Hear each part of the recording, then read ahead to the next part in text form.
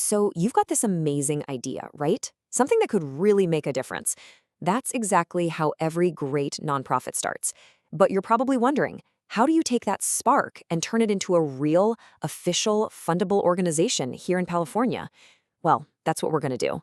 We're going to build the map to get you from that incredible concept to a grant-ready reality, step by step. Of course you are. That passion, that drive, that's the rocket fuel for everything that comes next. It's what pushes you to solve the tough problems. And honestly, it's what's going to get you through all the administrative hoops you have to jump through to make real change happen. And yeah, this is where that incredible energy can sometimes hit a brick wall. It's a maze, you know? All this state and federal red tape can feel totally overwhelming. But here's the good news. It's not as scary as it looks. We're going to break it all down into a clear, logical process. Here's our game plan. We'll start with the big picture, the dream versus reality. Then we'll build your foundation before you file anything. After that, we'll walk through the official steps, decode California's own special rules, and wrap it all up with a handy launch checklist. First up, the dream versus reality. Now, this is so important because how you start really sets the stage for everything. If you get this right from day one, you can avoid some really expensive and time-consuming headaches down the road. Look, from the moment you start, you're at a crossroads. You can take the launch path, that's the smart, step-by-step way, or you can accidentally end up on the fixed path, which is what happens when steps get skipped or done in the wrong order. Our whole goal here is to keep you squarely on that launch path. Okay, let's get to it. Section 2, your pre-filing foundation. Seriously, think of it like building a house. You would never, ever start pouring concrete without a solid blueprint, right? It's the same here. The most critical work happens before you even look at a single government form. And these are the 3 pillars of that blueprint. First up, mission clarity. And I mean crystal clear. It can't just be, we want to help people. It has to be a specific, measurable purpose that the IRS will actually sign off on. Second, your board. You need real, independent people who will provide oversight, not just your best friends. And third, fiscal sustainability. You have to have a realistic plan for money, because passion is free, but rent, supplies, and salaries, not so much. Now, California law says you need a minimum of 3 board members. But let's be real. A truly functional board needs more than just a headcount. It needs a mix of skills. People who get finance, maybe someone with legal know-how, folks with community connections. That's what really helps you succeed. All right, with that solid plan in place, we can move on to Section 3, the official filing steps. This is the nitty-gritty, the actual administrative journey to becoming a legal, official nonprofit.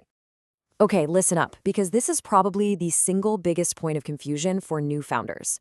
Incorporating in California, that just creates the legal entity. It's like your nonprofit's birth certificate. It lets you open a bank account and sign a lease. But, and this is a huge but, it does not make donations tax deductible. That power comes from a totally separate step, getting 501c3 status from the IRS. You need both, period. So here's the sequence of events. First, you'll reserve your name. Then, you file your articles of incorporation with the state. Next, your brand new board has its first official meeting to adopt bylaws. After that, you get something called an EIN. It's like a social security number for your organization from the IRS. And finally, you submit the big one, the application for your 501c3 status. So, the big question, how long is this all going to take? Well, the first part, the state stuff, that's pretty quick, just a few weeks. The real waiting game is the IRS review. We're talking 3 to 6 months, sometimes longer. So all in, you should probably budget for a total timeline of about 6 to 12 months.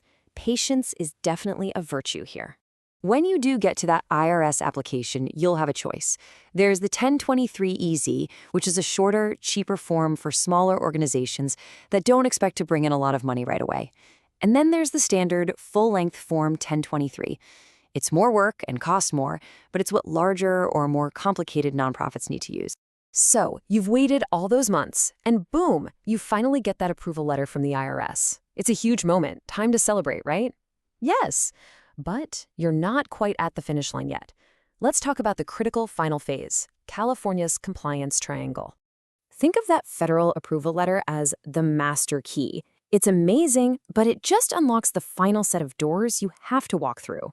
To actually operate and, more importantly, ask for money legally in California, you've got to register with 3 more state agencies. These are the 3 points of the triangle. You have to file with the Secretary of State just to keep your corporate status active. Then you file with the Franchise Tax Board to get your state tax exemption. And finally, you register with the Attorney General, which is basically your license to fundraise. And these aren't one-and-done things. They're ongoing. And here's why this is so important. When a big foundation or a major donor is thinking about giving you money, they check. And they don't just check the IRS database. They look you up with all four, the IRS and those 3 California agencies. Being truly grant-ready means you're in good standing with all of them. Okay, deep breath. We have covered a ton of ground. So let's pull all of this together into our final section, your launch checklist. So let's recap the big stuff. 1, plan first. Your mission, board, and money strategy come before any paperwork. 2, it's a 2-step dance. State incorporation and federal tax exemption are separate. 3, be ready for the wait. It takes time. 4, don't forget the California compliance triangle after you get that IRS letter. And finally, remember this. Getting formed is just the beginning. Staying compliant is an ongoing commitment. So there it is. We've laid out the entire path, from that first spark of a dream to the detailed reality of getting it done. Yes, the process has a lot of steps, but it is absolutely manageable when you take it one piece at a time. Now you have the map. So the only real question left is, are you ready to take that first step?